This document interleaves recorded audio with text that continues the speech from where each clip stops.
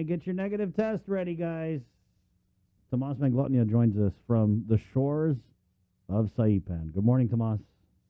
Good morning, Ling family. Reporting live again here on Saipan, right across the Ada Gym, and here on the beach in Susupi, where the Pacific Games and Micro Games will be held next year.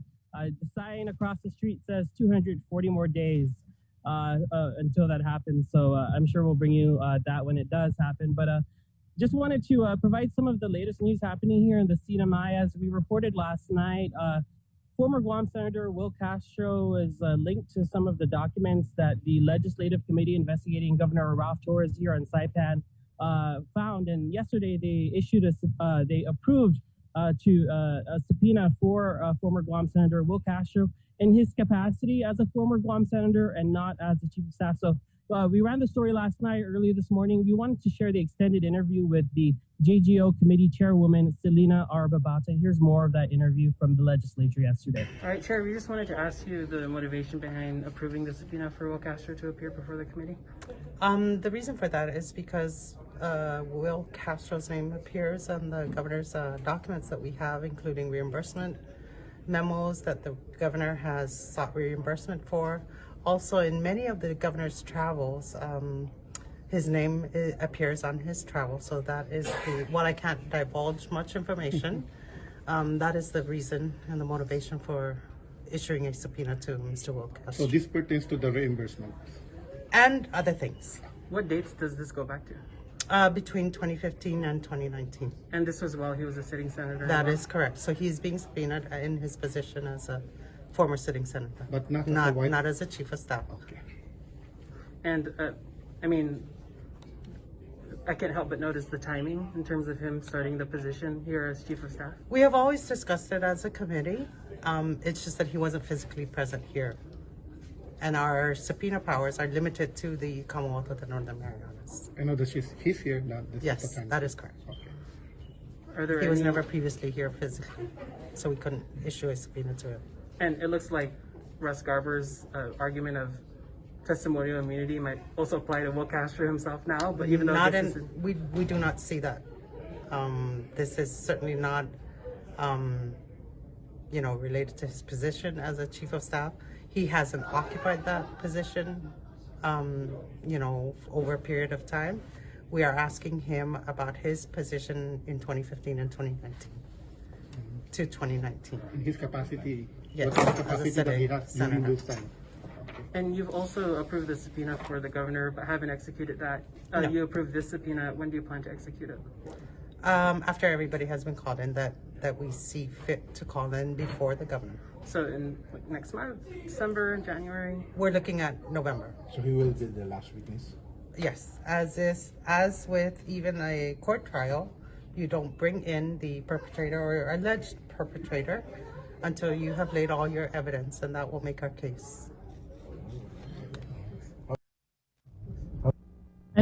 And of course, we did reach out to former Guam Senator Will Castro, who is, as we've been reporting, the current chief of staff for the CNMI Governor Ralph Torres. He has yet to respond. We also reached out to Kevin Bautista, who's the press secretary for the office of the governor, and we're still awaiting a statement from them. I wanted to switch gears a little bit and talk about the quote-unquote quarantine escape that happened at the Kanoa Resort with the CNMI returning resident, David Butterfield, who, as last we checked, is still at quarantine in Kanoa. He went ahead and went to Facebook last night. He wanted to share his statement that he shared with the CNMI community. He goes, instead of sending the same reply out 1,000 times, he's going to post it there. He says, quote, as promised to do in the original post around 9 p.m. Sunday, I left Kanoa. I took the elevator down and walked out the front door without anybody stopping me. He writes, I was arrested yesterday and charged with obstruction of justice, public nuisance for leaving quarantine early, despite the fact that I have already recovered from COVID and tested negative twice, 5 days apart. Hopefully my case will manifest with some change for the CNMI. He ends there saying, I'm currently being held at Kanoa again. I have not been taken to see a judge. I have not been appointed a lawyer. And it's been almost 36 hours since my arrest. He writes in closing, thank you for all the messages of support. And we were supposed to have an interview this morning with the COVID-19 Task Force Chair, Warren Villagomez. That was rescheduled to tomorrow. And of course, the CNMI weekly press conference is held at 8 a.m. tomorrow, and this will be one of the first questions we ask is what's next steps, and also the question that Bree asked yesterday, how was this able to happen in the first place over at the quarantine facility? And also just wanted to share that in just over 2 hours, we'll be over at the CNMI legislature, where Precinct 3 special election winner Karina Magofnia will be sworn in, will be turned from representative to elect to now representative of Precinct 3 in the House of Representatives. And if you're wanted to also share a bit of breaking news overnight, Congressman Gregorio Kilili Sablan announcing over on Facebook after the Democrats held a press conference yesterday here in the NMI. He says, "Today I'm announcing my decision to run for delegate again. It is in Congress I can best serve to make the lives of the people of the Northern Marianas better. That is the work I will continue to do for you if you so choose on election day next year." Of course, this coming not so much as a surprise, I guess, to some, as he's taken a few weeks and many have anticipated his announcement, whether or not he'll be running for governor next year or if he'll be running for re-election. Today, he's making clear he's running for re-election for his NMI delegate seat. And it's something, and it's still unknown if he's going to run as an independent or if he's going to run as a Democrat. And something that Nola Hicks, the party chair, shared yesterday at the press briefing was that for the gubernatorial field, they've already talked to at least five interested individuals who might want to run for governor here in the CNMI, of course, just a year out from that election. So wanted to just share those few updates here from Saipan. Thanks, Tomas. Thank you, Tomas. Yeah, and I think we wanted to do our daily question Yeah, of today. course we we asked, do. Yes. Yeah, we asked yesterday, we asked the question, where do you think the island's new state-of-the-art healthcare complex should be built? Wanted to share a few responses that we got over Instagram. One commenter saying, why not build at the original site where the old DMH used to be, Cliff area close to the Hilton Hotel?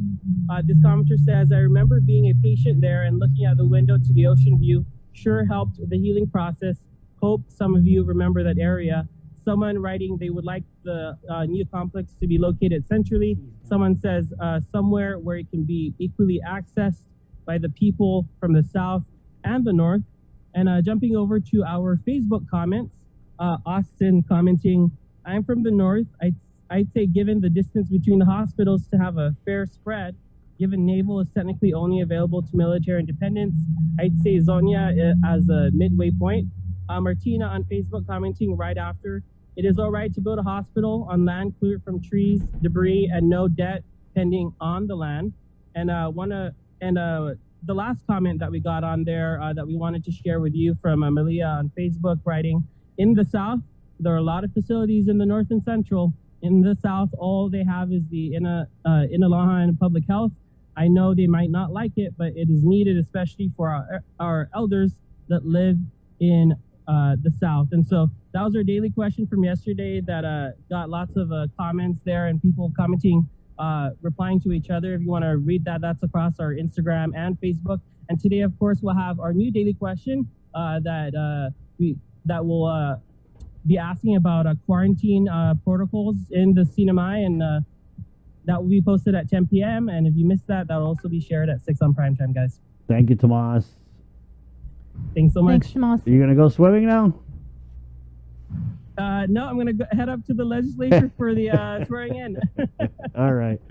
There you go. Tomas Manglona, the KUAF News team, all the way live from the CNMI. Let's keep it in the KUAF News Zoom room, shall we? And go to the Director of Marketing for CPL, Angela La Rosario.